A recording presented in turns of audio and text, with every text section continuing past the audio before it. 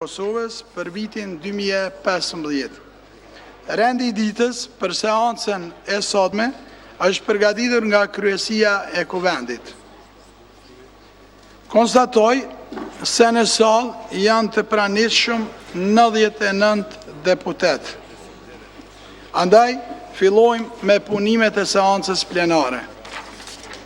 Deputet të nderuar, lidhur me shqyrtimin e projektligjit për ndryshimin dhe plotësimin e ligjit për ndërmarrjet publike, Kryesia e Kuvendit në mbledhjen e mbajtur me datë 14 janar 2015, një zëri ka vendosur që Kuvendi t'i propozoj që shqyrtimi dhe miratimi i projektligjit për ndryshimin dhe plotësimin e ligjit për ndërmarrjet publike të bëhet me procedurë të përshpejtuar, pra shmangje nga rregulloria e Kuvendit.